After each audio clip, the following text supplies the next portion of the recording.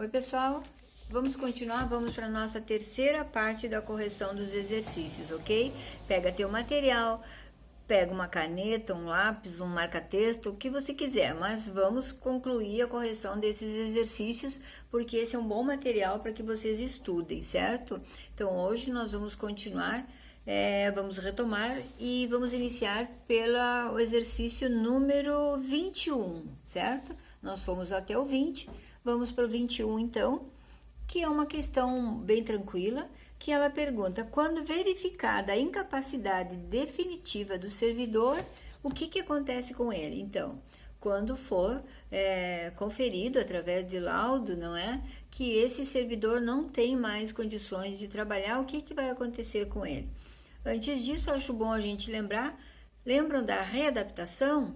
Pois é, o servidor concursou para um determinado cargo e depois de anos naquela função, ele acaba não conseguindo, não é? Às vezes por um problema X de saúde, ele não consegue mais desenvolver a atribuição do seu cargo. Então ele passa por uma bateria de exames médicos, passa pela perícia e ele é readaptado. Então, digamos que depois que ele é readaptado, ele também passa por começa a trabalhar, tá tudo tranquilo e de repente ele também não consegue desenvolver aquela atividade. E é sobre isso que a questão pergunta. O que acontece então quando um servidor, quando é verificada a sua incapacidade de continuar no exercício da sua função, o que acontece? Ele é aposentado, não é? Então, a resposta então é a letra C, ele quando verificada a sua incapacidade, ele é aposentado, letra C. Depois a questão 22, ela fala da posse. A resposta certa é a letra A, porque em relação à posse, né, a posse só acontece depois da nomeação. Então, fomos nomeados e agora precisamos tomar posse. Temos 15 dias para tomar posse. Mas caso a gente tenha alguma dificuldade dentro desses 15 dias para tomar posse, ou por falta de documentação, ou por não residir no município onde concursou, é possível pedir mais 15 dias de prorrogação. Então, nós temos 15 dias e podemos pedir mais 15 dias para tomar posse, certo? Vamos então para a 23. A 23 fala da vacância. A vacância do cargo ocorre quando que ficam livres. A vacância é quando que vai ter uma vaga naquele cargo. Vocês lembram que os cargos são criados em lei, em número certo e com as suas devidas atribuições. Então, quando a gente fala de vacância, nós estamos falando quando aquele determinado cargo vai ficar vago. Em que momento, em que situação, em que condições? Muito bem, quando? A resposta certa é a letra B. Na aposentadoria, quando um servidor se aposenta, automaticamente abre uma vacância, abre uma vaga. Na demissão, lembro, quando um servidor é demitido é que ele passou por um processo administrativo, não é?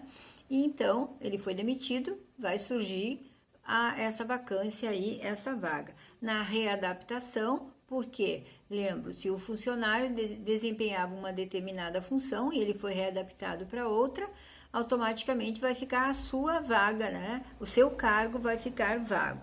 Na promoção, a promoção está muito clara lá no nosso plano de carreira do magistério, não é? Quando um de nós é promovido, automaticamente a gente está liberando, né, uma vaga para promoção, tá? Na recondução, que é um assunto que a gente já falou bastante, quando um servidor for reconduzido, não é, a outro cargo, muitas vezes ao seu cargo de origem, aquele cargo que momentaneamente ele estava ocupando vai ficar vago. Na exoneração, quando um servidor é exonerado, e no falecimento, certo? Quando vem a falecer um servidor, automaticamente há uma vacância, abre mais uma vaga, certo? Então, é a letra B. Aí vamos para 24, que fala do repouso semanal, também uma questão muito tranquila, né? Pergunta como que acontece o repouso semanal. A resposta certa é a letra C, que deve ocorrer preferencialmente aos domingos, né? E aos feriados civis ou religiosos, e que a remuneração se ganha normalmente como um dia normal de trabalho, certo? Aí então estamos na 24, não é? Que é a letra C.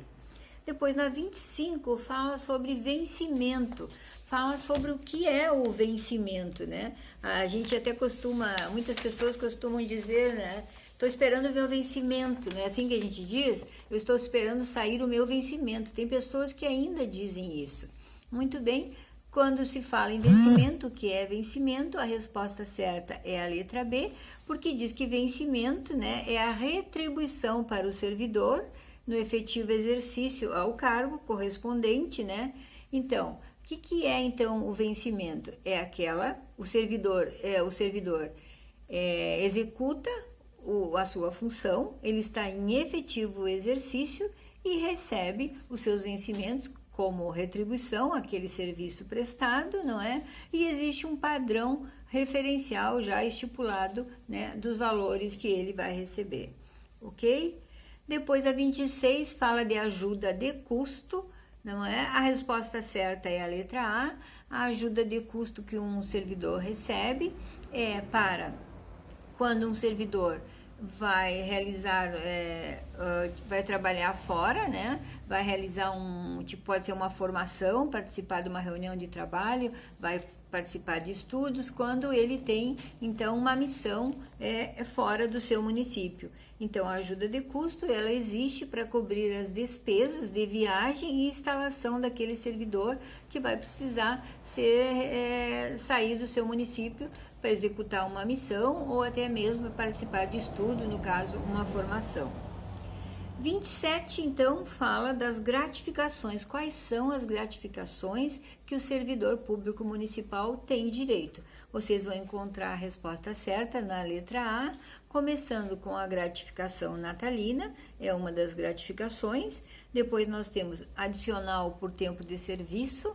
O que é o adicional por tempo de serviço? É o anuênio, não é? Lembra do anuênio, certo? Depois nós temos o adicional pelo exercício de atividade em condições penosas, tá?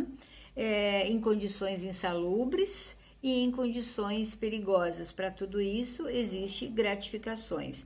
Tem também o adicional noturno, tá? Tem adicional por operação e gratificação pelo risco de vida. Então, a resposta certa é a letra A. Aí nós vamos lá para a questão 28, que fala, né, quais as indenizações que o servidor tem direito. A resposta está lá na letra C. O servidor tem direito a diárias, ajuda de custo e transporte, certo? Vamos na 29. A questão 29, ela é uma questão de legislação que ela cai mesmo para outros cargos. Por exemplo, ela não dificilmente vai cair num cargo para concurso público do magistério, mas quando tem para outras secretarias é uma questão, não é, que é bem recorrente, que ela fala assim, a questão 29. O adicional de operação será calculado sobre o vencimento básico do servidor na seguinte proporção. Então, esse adicional por operação, não é? Para quem? Qual a proporção? O operador de máquinas é 25% que ele tem de adicional, que é calculado.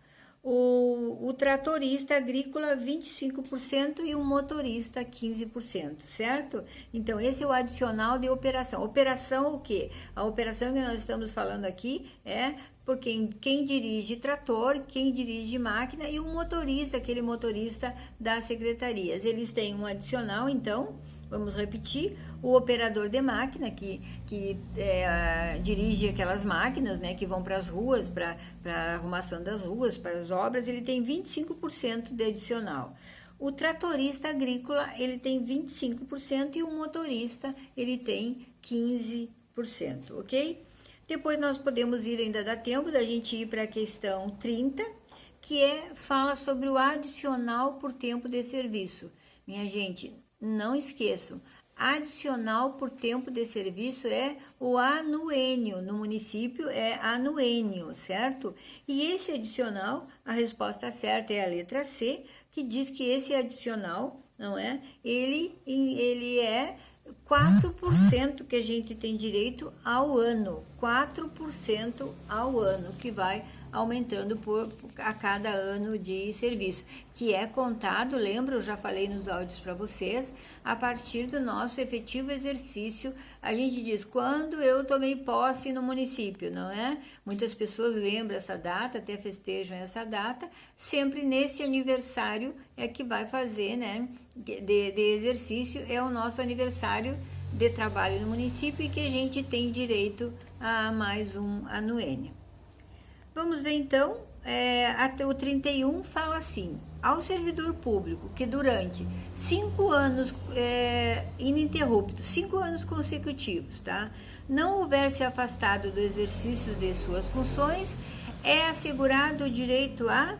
Então, qual é o direito para aquele servidor que por 5 anos consecutivos não se afastou do exercício das suas funções? Então, ele tem garantido um prêmio por assiduidade que poderá ser gozado, convertido em tempo de serviço ou convertido em pagamento. Foi justamente essa questão, a 31, que muitos colegas questionaram, que não havia nenhuma resposta correta nessa 31, porque eles disseram que a licença prêmio eram 3 meses, e realmente a licença prêmio, né, que é a que nós estamos falando aqui, não é? Eles são 3 meses, mas olha só como diz na C, tá? Então, o prêmio por assiduidade, que é a licença prêmio, né? A gente pode gozar, a gente pode tirar essa licença prêmio. Se a gente optar por tirar essa licença prêmio, nós vamos ficar em casa recebendo, remunerados por 3 meses, ok? Certo? Se a gente não quiser gozar, a gente vai dizer assim, eu quero que seja convertido em tempo de serviço, vou levar lá para aposentadoria. Aí, em vez de 3 meses, tá? Ela fica 6 meses, quando convertemos o tempo para a aposentadoria. Ou então, nós podemos também converter em pagamento, que aí nós vamos receber em cima daqueles, né?